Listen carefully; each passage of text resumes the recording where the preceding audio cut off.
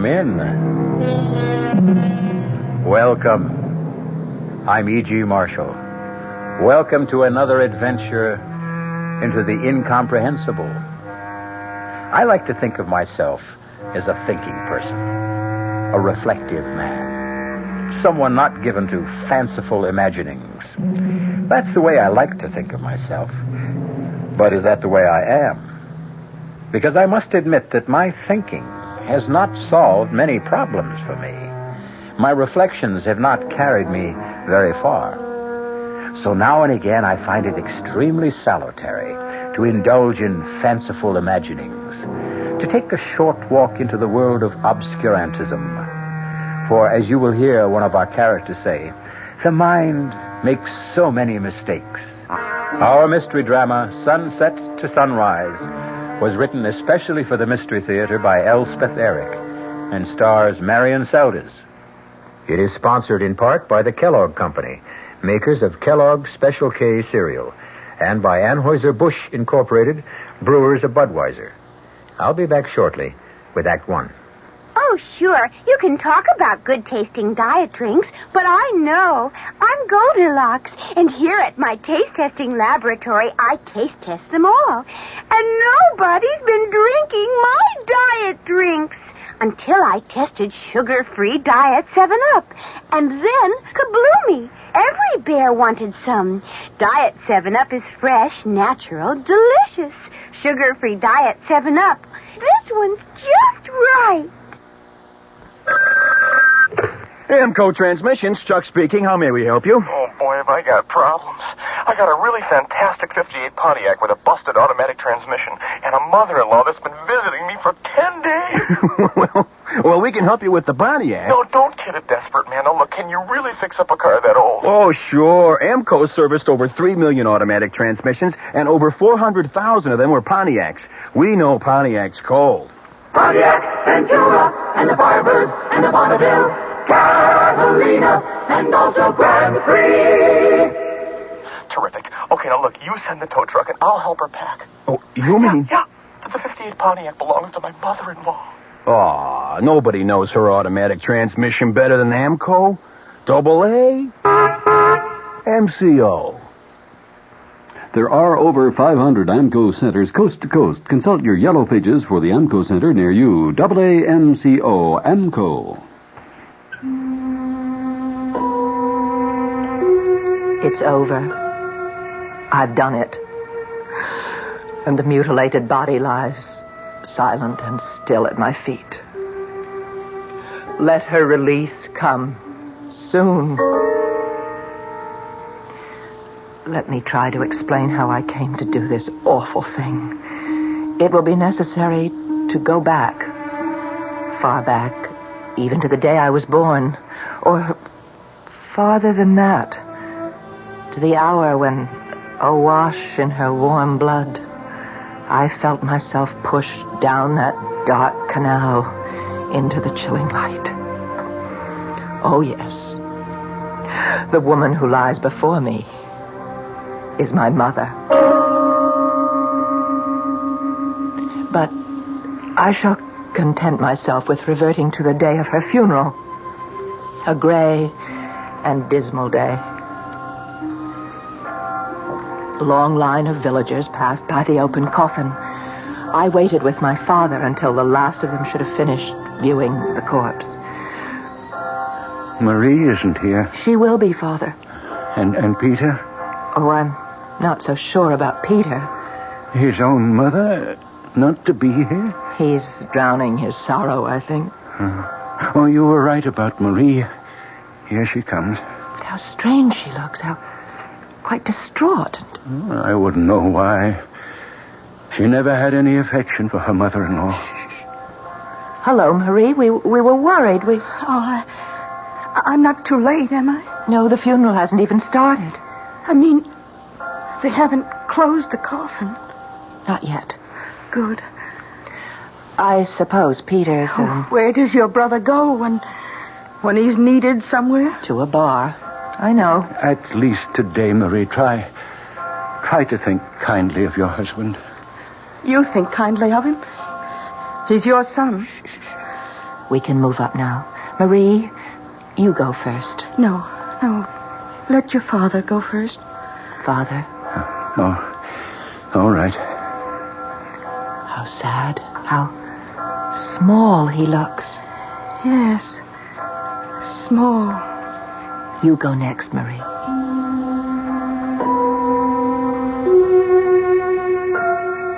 Marie stood for a second or two by the open coffin, then moved on. Now it was my turn. My eyes filled suddenly with tears. And when I looked down at the quiet body, the expressionless face of my mother, I could scarcely make out her features. I shook the tears away, and I made an effort to see her clearly. Across her breast lay a long spray of wild roses. Without conscious thought, I did what I had never done while she lived.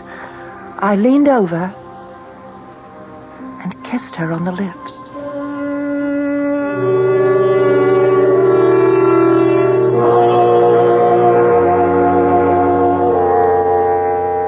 The funeral was over. I sat dry-eyed through it all, and I saw the tears stream down my father's face. After it was over, he said to me, Would you walk home with me, Una? Of course I will, Father. Do you think you could stay and talk for a while? Maybe I could fix you a little supper. Oh, I'd like that very much. Ilya won't mind? Oh, it doesn't matter about Ilya.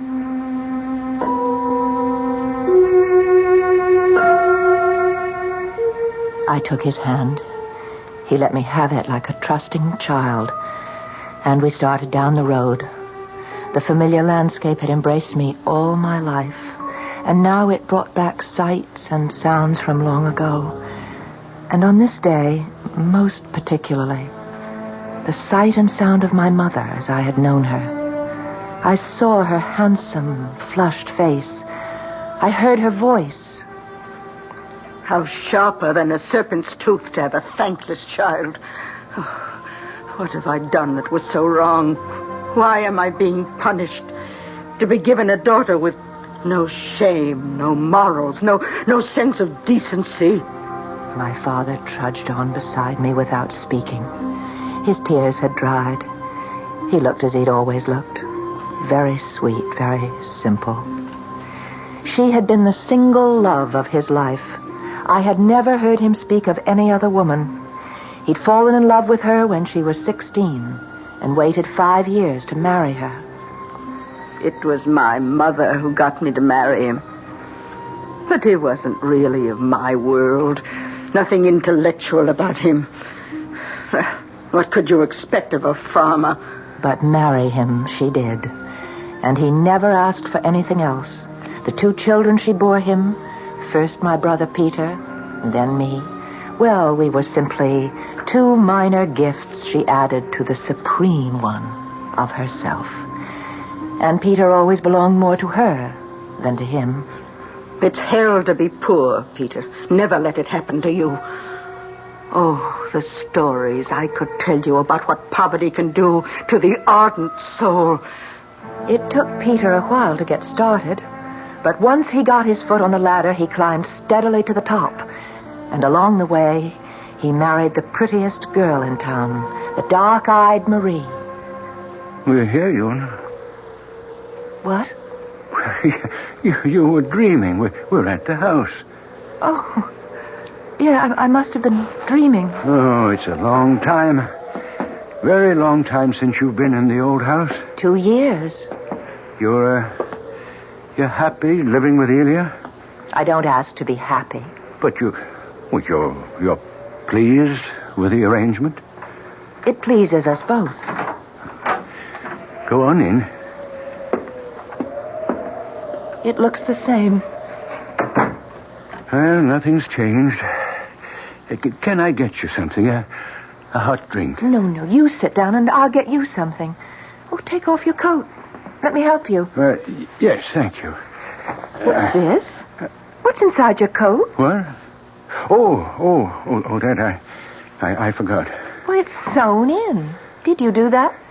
What is it? Well, it's a sprig of blackthorn. Well, that's what I thought. Why is it sewn inside your coat? Marie put it there. Well, what on earth for? Una, sit down now. You know, Marie's a strange girl. She came here from another country and where they believe strange things. Such as what? Well, you must know. Ilya must have told you. Ilya's parents were gypsies, but he's not. But he hasn't forgotten, has he? What they believe, the gypsies. You don't mean that you... They believe in the living dead. The dead who refuse to die. You mean vampires? That is what you mean, isn't it? I never said I believe. But you let her sew the blackthorn into your coat? Well, I couldn't stop her. But why now? Why today? Oh. You don't mean... Mother? Marie believes your mother has become a vampire. I wanted to laugh. We were sober, hard-working, God-fearing people. We were not superstitious, given to odd beliefs. But I looked into my father's face, and I could not laugh. I've never believed, but... But what? I have heard that people of great energy, enormous will, with a surpassing belief in themselves, these are the people who will not die. They refuse to die. When death is upon them, they are so angry that they will not submit. You know, Una, what energy your mother had, what a dominating person she was, how much she believed in herself. She never believed in us, only in herself. That's the way she was. And they say that people like that would rather live the evil life of a vampire than not live at all. Well, I can't believe it. It's horrible. Well, I don't want to believe it, but Marie seems so sure. Well, I'm going to talk to her right now. I won't stay for supper. Forgive me. I have to get this terrible notion out of Marie's head before she infects anyone else with it.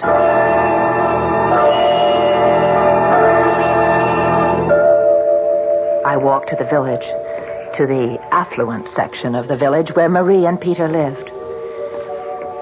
Their house sat on a beautiful green lawn surrounded by an iron fence with a big gate. I pushed it open, and I went inside and up the long gravel path. Una, don't come any nearer. Don't be absurd, Marie. I don't want you in my house. We have to talk about this crazy idea you have, Marie. Your father told you. I found the blackthorn you sewed into his coat. It may protect him. And it was you who put the wild roses on her body, wasn't it? To keep her in her coffin. I had to do what I could. Oh, but this is all a great foolishness, Marie. Whatever gave you such a crazy idea about your mother-in-law? It's not a crazy idea. I felt it even before she died. I sensed that she'd never leave us alone. She'd rather turn into something loathsome and feed off us, drain our strength, drink our blood. And it's happening. It's happening. You want to come in the house? Come. I want you to come in. I want you to see your brother. Is Peter all right? All right? I don't know what you call all right. But look at him. There on the sofa. Oh, Peter. He's been that way since your mother died. And a good deal of the time before that. Do you think I've had a husband? Do you think that bloated hulk has been a man? Ever? Oh, what has that to do with... Don't you know?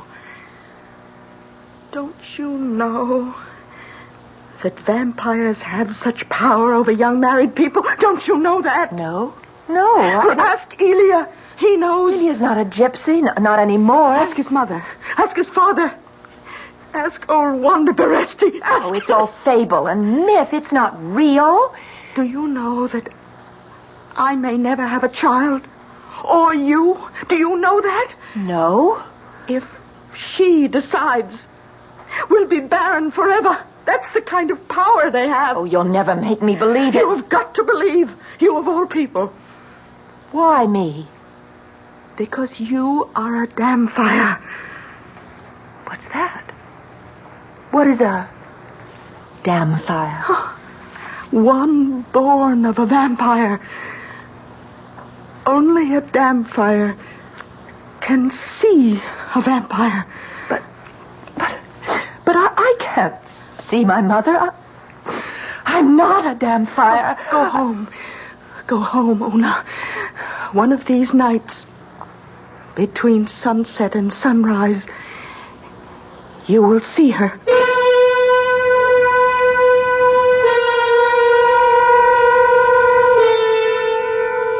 We'll be back shortly with Act 2. When you say Budweiser, When you say Bud, you've said a lot of things nobody else can say. When you say Bud, you've gone as far as you can go to get the very best. When you say Bud, you've said the word that means you like to do it all.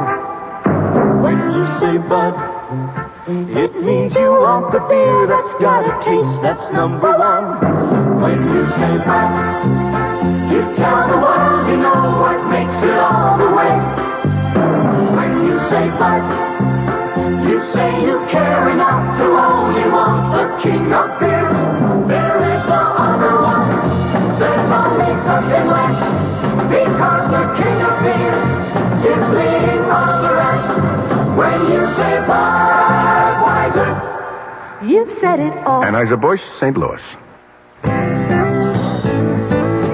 Hey, Mom, what's for dinner? Hey, Mom, what you got? How about a no-cook dinner for a change? Serve a delicious spread of sliced meats, cheeses, salads, and crisp rolls from ShopRite's appetizer counter. You'll love the freshness, the fine quality, and the pleasing variety. This week's big supplies are ShopRite freshly sliced chicken roll, half pound, 69 cents. Imported Switzerland Swiss cheese, half pound, 89 cents. ShopRite liverwurst, 99 cents a pound.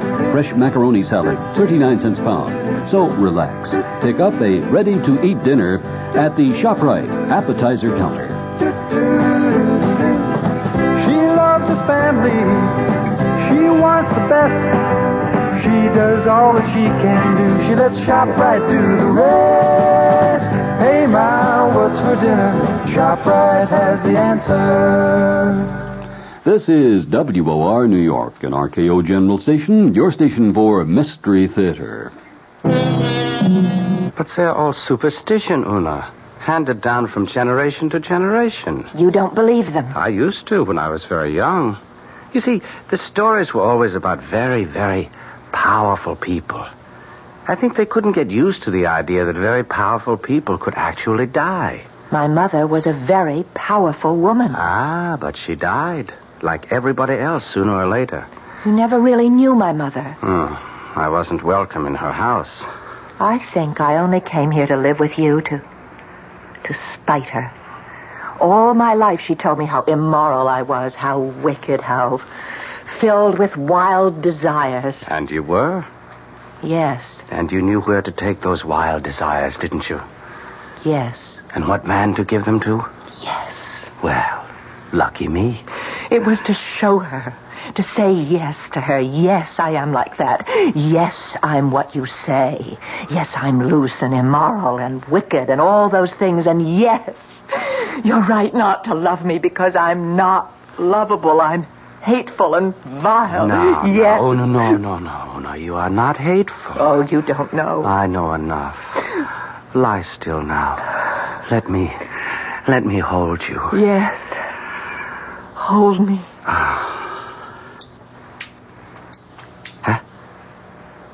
What's that? What's what? I thought I heard something. I don't hear anything. Don't you hear it? Listen. You don't... It's a bat. A bat? Turn on the light. No, please. I don't want to see it. Ilya, get rid of it. I won't touch it. What are you doing? I'm putting on my clothes. Why? It's your mother. It's your mother, Una. She's back. It's not. You said you didn't. Never mind what I said. I was wrong. It's a bat in the rafters. It's not my mother. How do you know? How do you know for sure? Be. The old women were right. They come back, you see. No. They come back to live off the living and suck our blood. Ilya, where are you going? To my mother's house. Ilya, don't go. Ilya.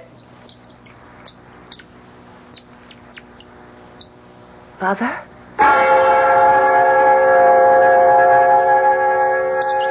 All night long, I lay in the dark, listening to the bats swoop and chatter in the rafters.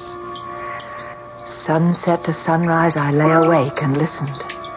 For as the warning light of the sun started to glow in the east, the bat was suddenly quiet. Hadn't Marie told me that the old stories all agreed that vampires could only venture out between sunset and sunrise? The bat was gone. And I was alone.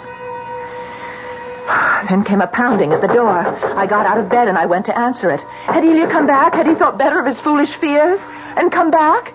Ilya? Oh, Peter. Let me in, Una. Yes, come in. I have to talk to you. You're very drunk. Never mind. Never mind about that. I have to ask you something important. Well, first tell me why you didn't come to our mother's funeral. Never mind about that either. Marie was there. Marie was not there. Not for the funeral. She went to the church to put some wild roses on the body. She didn't stay to see her buried. Not that she's really buried. Not that she'll ever be really buried. She'll be around for a long time till she's drained us all dry, and long after that, maybe forever, who knows? Do vampires ever really die? Peter, stop that. Our mother is not a vampire. Is it true? Marie says it's true. Is what true, Peter? Did you kiss her? When she was lying in her coffin, did you really kiss her? Yes, I did. Oh, no. Why did you do that? I don't know quite. I think it was because I'd never kissed her before, and I was sorry that I hadn't. Don't you know what you've done? I haven't done anything. You've put your lips to her poison. You've made yourself like her. I haven't done anything. I said goodbye to her. I kissed her goodbye, that's all. Don't you know that vampires spread their foul contagion on the living? Isn't it bad enough that you and I are damn fires just because she gave us birth? Stop it. I don't want you to talk this way. You and I can see her. Have you seen her? Of course I haven't. I have. Shall I tell you why I didn't come to the funeral? I was with her, that's why. She came to my room and stood in the door. She was very beautiful. She had on her white lace dress, and she smiled at me. You were drunk. She didn't mind. She just smiled. But then her smile grew wider and wider till the whole room was filled with her smile. It took away the sunshine. I tell you, Una. Peter, oh, Lord. Come in. Peter, are you all right? Come in. The door's not locked. Oh, Marie. Yes. I thought he'd be here. Oh, don't try to move him. Let him sleep it off. He's just drunk. He's been drunk for days. Let him lie there. But just before you got here, he was trying to tell me that he saw our mother, that she came to his room. Only the damn fires can see a vampire. You made him believe it. Because it's true. And Una, there's something else that's true, and you'd best know it. Only a damn fire can kill a vampire. Kill? The best we others can do is try to protect ourselves with the blackthorn and the wild roses and all that. I will not listen. There is something you can do. You could help us to protect ourselves. Marie, I just don't believe in this superstitious... You don't. But we do. Nobody's slept a wink since the day she died. Oh, they know she'll go after us first, but no one in the village is really safe. Well, what do you want me to do? Move the body Across the river. What for, in God's name? Wanda Beresti says it's very difficult for a vampire to cross over water. I don't believe any of this. I don't believe it's happening. Well, it's happening, all right. And everyone believes it, but you... You can't make the rest of us live in this torment because you refuse to believe. Perhaps.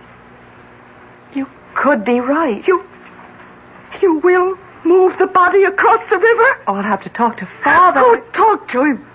Talk to him now. Before it's too late. I left Marie to get Peter home the best way she could. And I started off for my father's house. How could I ask him to disinter the body of his beloved wife only 2 days after she'd been laid to rest? What kind of daughter would nourish the horrid thought in her father's mind that his wife might be a vampire? Oh, how I needed someone to tell me what to do. Una! Hello, Father. May I come in? Of course you may come in. Oh, I'm so glad to see you. You're all right, aren't you? Yes, I'm all right. Una, can you stay for a little while? As long as you like. Oh, good. I could make a little supper if you could stay that long. Father, Peter came to see me today. Oh? How was he? Drunk. But not so drunk that he couldn't say what he came to say. And what was that? That I had contaminated myself when I kissed my mother's mouth as she lay in her coffin. Oh, my dear girl. Do you believe that, Father? Oh, my dear, I'm so confused. You do believe it? I don't know what to believe anymore. And Marie came to see me, too. Oh, yes? Well, what did she want? Marie wants Mother's coffin moved to the other side of the river. Oh, your mother is buried in the family plot. I promised her.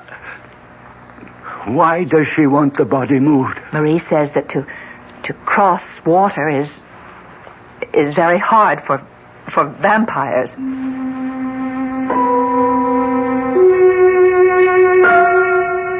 I could hardly bear the torment in my father's face. It's so hard when everyone around you believes one thing, to stand alone and believe another. I kissed my father gratefully. Grateful for his kindness, his patience. He asked me to stay the night. There was still my old room. I lay down on the narrow bed, but my eyes would not close. I stared at the black square I knew to be the window. Beyond the door, I could hear my father washing the supper dishes. Then I heard it. Very faint, but unmistakable. Someone tapping on the window pane. I lay rigid in the narrow bed. And then I heard...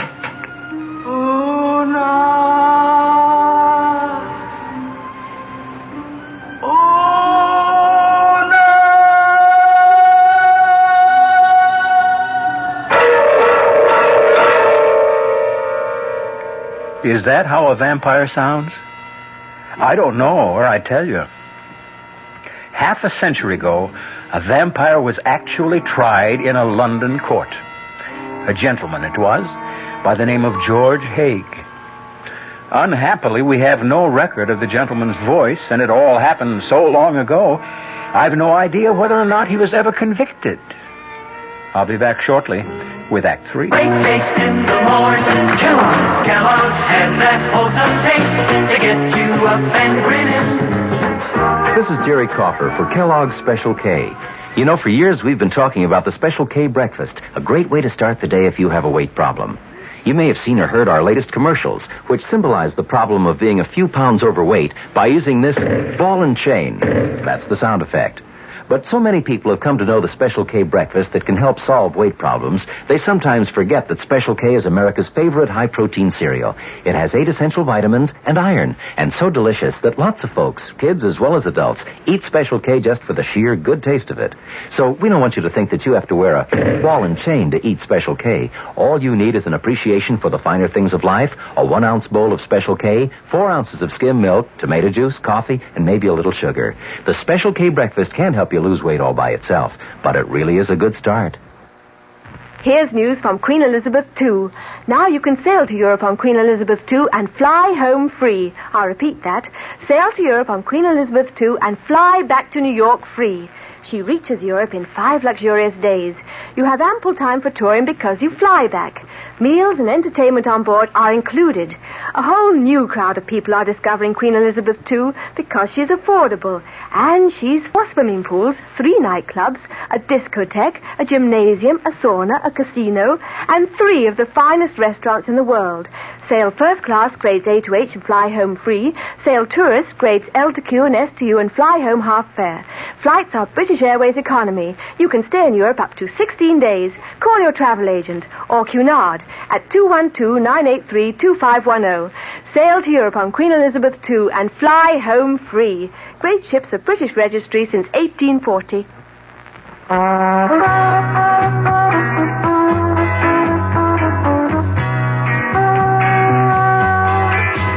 No matter what you're saving for, that's what Suburban Savings for Suburban. Suburban Savings offers you an easy way to borrow without touching a penny in your regular savings passbook account. Just let Suburban loan you the money. It's called Suburban Savings Passbook Loan. You can borrow up to 90% of the total amount you have on deposit at reasonable rates, and you can pay off your loan at your convenience. When your loan is repaid, you still have all of your savings intact, plus interest. So if you need money, why not take a loan from Suburban without touching your savings? Suburban Savings Passbook Loan in New Jersey at Bayonne, Edgewater, Elmwood Park, Emerson, Hackettstown, Morris Plains, Nutley, Paramus, and Sparta.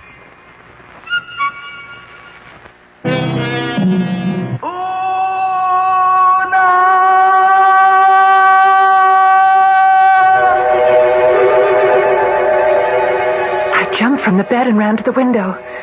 There was no moon, but the stars were very bright. Bright enough so that the trees cast wavering shadows on the grass. Oh, no! And then I saw her beneath a poplar tree just outside the window, dressed in white lace, her long hair falling to her waist. She lifted her face to the window, and by the light of the stars I saw it. Not hideous, not obscene, no, beautiful as it had been in life, but transfigured now by such appalling grief as I had never seen before. The dark eyes staring, the cheeks glistening with tears, the mouth stretched wide as it cried. I needed my father. I could not bear the sight of this apparition by myself. I heard him moving about in the kitchen, and I ran to him. Oh, Father! Father! She's here! What, dear? What did you say? She's here! Mother is here! Is she? No. She's beautiful. She's beautiful. Where is she? Outside the window.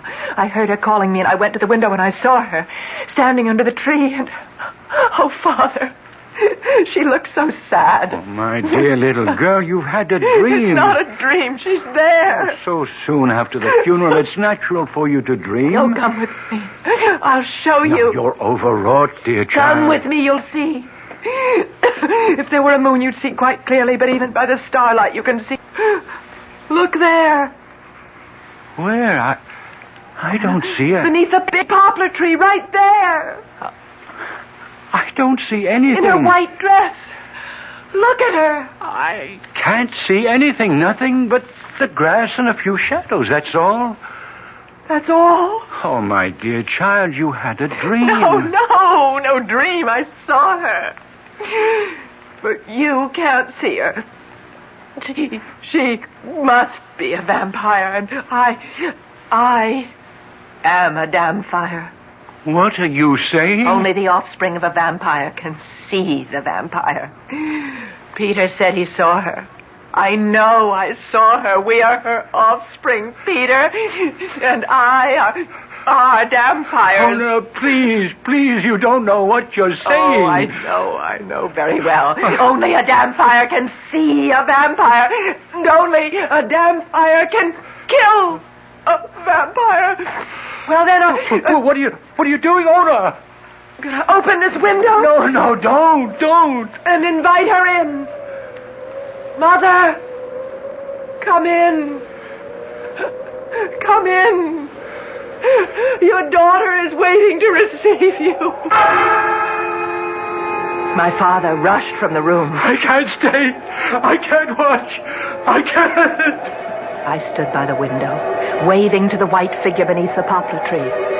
It was several minutes before she moved, and then very slowly, with uncertain steps, she came toward the window. She looked up at me like a child that is not certain of her welcome. Una? You've come back to live off of us, haven't you, Mother? Even in death, we are your possessions, your very prized possessions, because from us you drew pride and haughtiness and self-importance. That's what we did for you in life, and that's what you mean we should do for you now. That's it. Isn't it, Mother? Una, no. Forgive. Forgive? What went before. Forgive it. Forgive? I've never heard you say that word. Now I say it. Forgive me. All that I did. I beg of you, forgive me all my sins. Father was right. This is a dream. Forgive me, that I may lie quiet in my grave. Oh, God, let me wake up.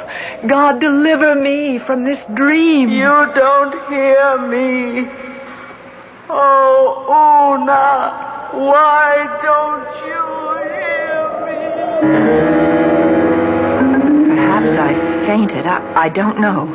I suppose I did, because I remember nothing more until I was wakened by a knock on the door. I opened my eyes. I was lying on the floor next to the narrow bed, and the sun was streaming through the window. I got to my feet. Come in, Father. Ilya. Are you all right, Una? Yes, I'm all right. You look so pale. Oh, I had a bad night, a bad dream. Yes, your father told me. My father?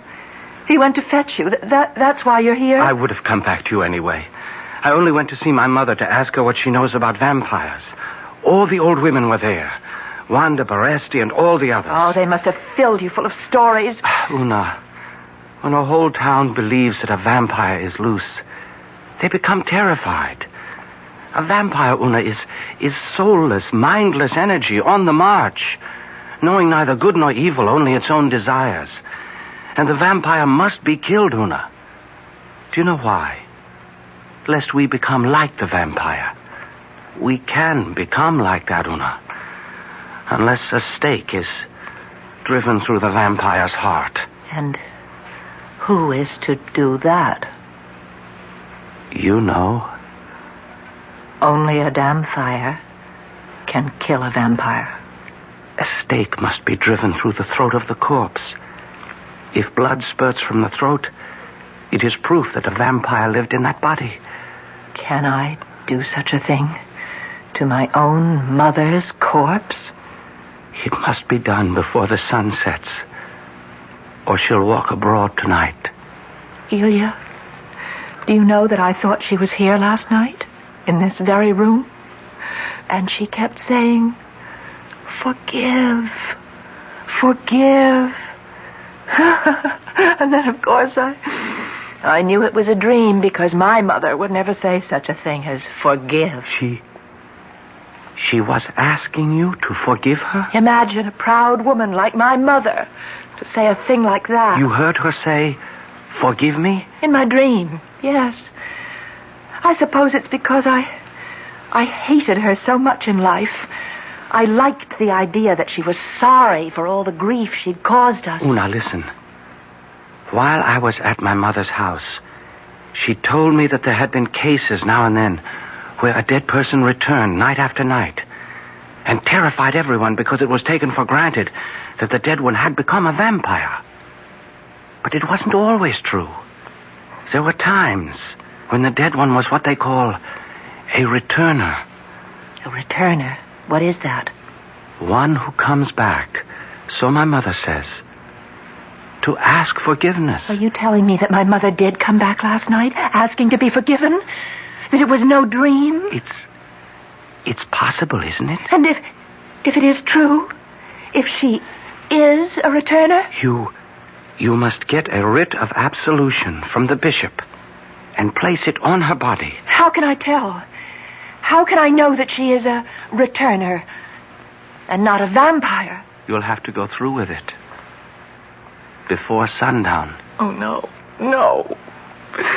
Drive a stake through my own mother's throat. Una, more than half the village believes your mother has become a vampire. Marie wants you to move her body across the river. And even my father is wearing the blackthorn in his coat. And even I. When I heard the bat in the rafters, I thought it might be your mother. You must have the grave opened, Una, and the coffin. And before the sun goes down, you must drive the stake into your mother's throat. Then we shall see whether she is a returner or that foul creature of the night, a vampire.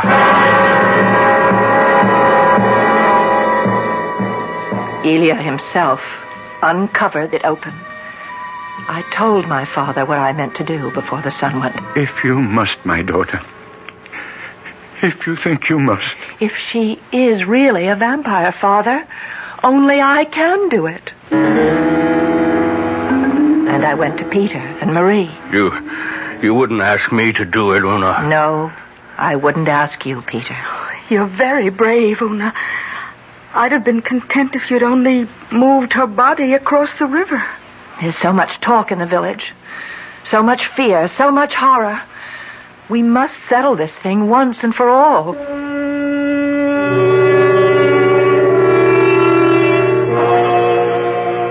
I went from house to house telling everyone to be by the graveside just before sunset.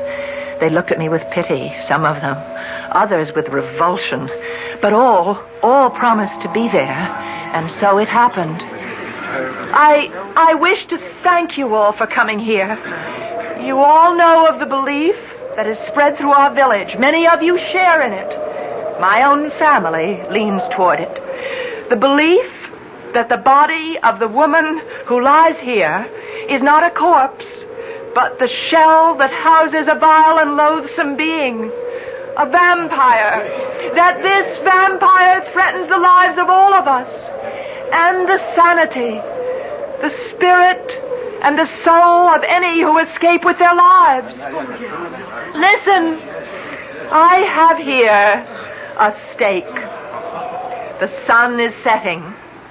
While there is still a little light, I shall drive this stake through my mother's throat. If blood gushes forth, then I shall have killed a vampire. I shall also have murdered my mother.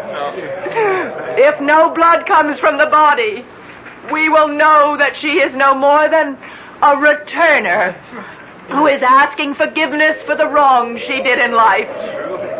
As we all one day will have to ask for forgiveness for the wrong we have done. Yes. Pray for me. Pray for me. Pray for yourselves. And if you can give her your forgiveness, the bishop will give her absolution. I hold the stake high for all of you to see. And now! There is no blood. Go. Send for the bishop.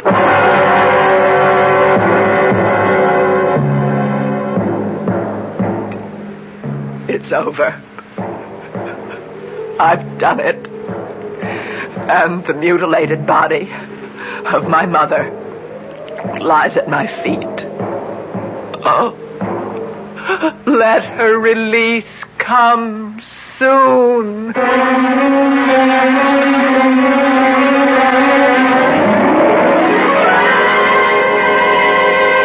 I'll be back shortly. Hi, Ms. Goldilocks here. Professionally taste-testing diet drinks can be very difficult, but I've just had to bear with it. Then I found sugar-free Diet 7-Up. It doesn't taste like other diet drinks. It's fresh, light, natural, delicious. Sugar-free Diet 7-Up tastes so good that I've taste-tested it hundreds of times, and each time I've given it my seal of approval. Yes, this one's just right.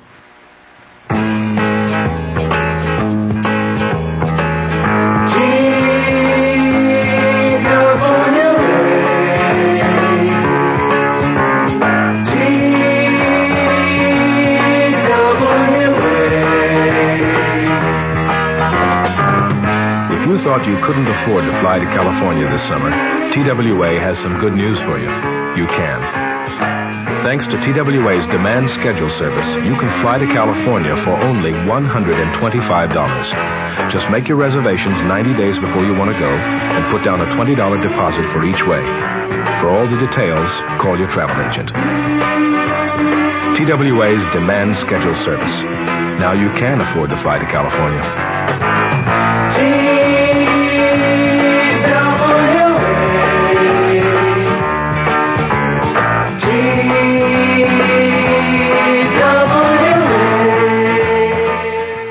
Tell me frankly, wouldn't you like to sleep every night on a $100 mattress? Suppose you could get one for just $69.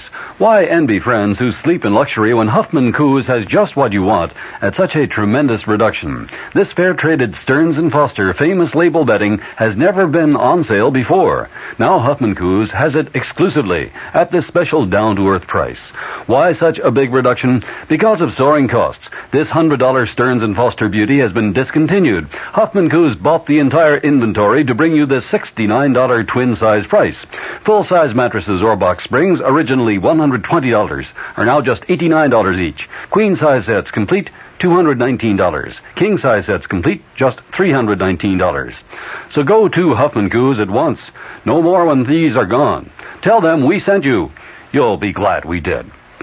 Our cast included Marion Seldes, Bryna Rayburn, William Johnston, and William Redfield. The entire production was under the direction of Hyman Brown. Radio Mystery Theater was sponsored in part by new sugar-free Diet 7-Up. This is E.G. Marshall inviting you to return to our Mystery Theater for another adventure in the macabre. Until next time, pleasant dreams.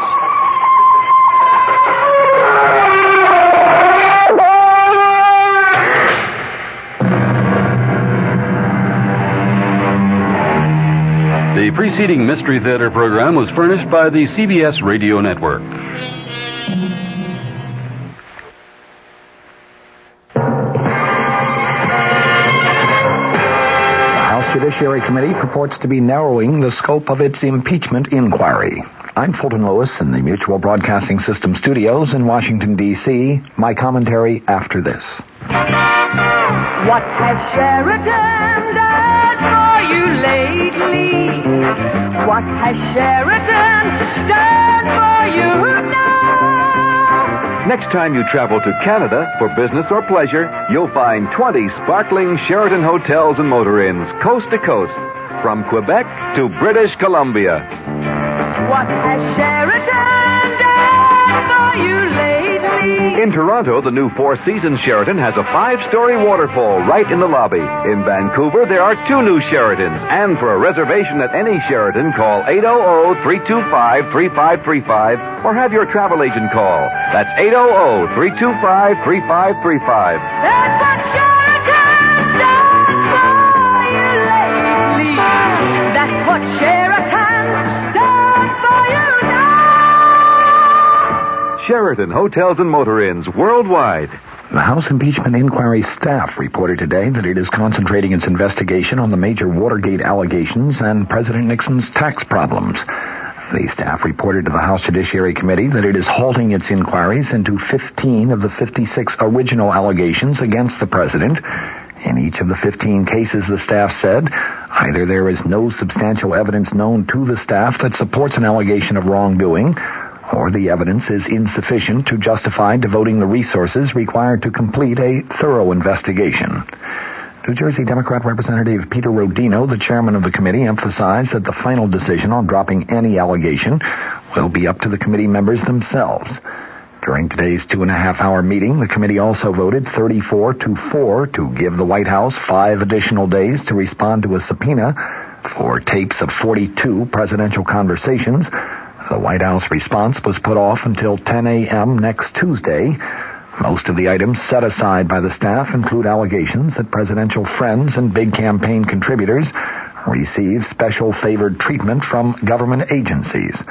Also halted was the investigation of possible impeachable conduct in connection with the president's refusal to spend appropriated funds and his attempt to shut down the Office of Economic Opportunity without prior congressional approval.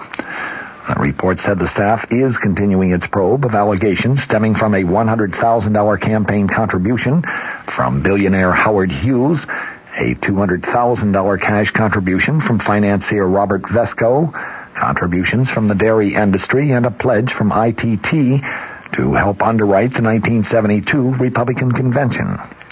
Much of the discussion at today's meeting involved the staff's plans to examine allegations that criminal fraud may have been committed in the preparation of the president's income tax returns. Both the Congressional Joint Committee on Internal Revenue Taxation and the IRS itself have declared that the president incorrectly prepared his pre-presidential papers. Both the committee and the IRS said that as a result of the disallowed deduction for those papers, as well as other disallowed items, the president owed more than $450,000 in additional taxes. The president, of course, has said that he will make that payment. The impeachment inquiry staff noted today that the Joint Committee made no investigation whether or not there was criminal tax fraud for which the president may be responsible. Such an investigation is underway by the Special Watergate Prosecutor's Office, but the impeachment staff said today it is likely to be prolonged and its result will not be available to the House Judiciary Committee under the committee's contemplated timetable. John Doerr, the chief counsel for the House impeachment inquiry, said the investigation of the president's taxes would concentrate on the gift of his presidential papers, but he emphasized investigation of tax fraud is a very complicated matter. Doerr said that he intends to ask the Internal Revenue Service for a copy of its report on the president's taxes. Another allegation stemming from secret U.S. bombing raids in Cambodia between March of 1969 and August of 1973 still remains under active consideration, at least until next week when the House Judiciary Committee hopes to obtain access to a Senate Armed Services Committee report regarding that bombing. Several committee Democrats indicated that they would strongly oppose any attempt to drop the Cambodian bombing issue from the allegations against the president. Massachusetts Democrat Representative Robert Drinan asked Doerr if he intended to subpoena White House tapes of conversations about the bombing between the president and members of the Joint Chiefs of Staff. Doerr said no decision had been made as yet. Reverend Drinan also said that he opposes halting the investigation into impoundment and the OEO shutdown. The Judiciary Committee staff said that it had reviewed more than 50 court decisions challenging the administration's authority to refuse to spend appropriated funds. While in many cases the courts did rule against the administration, the staff said it found no basis at all for listing impoundment as an impeachable offense.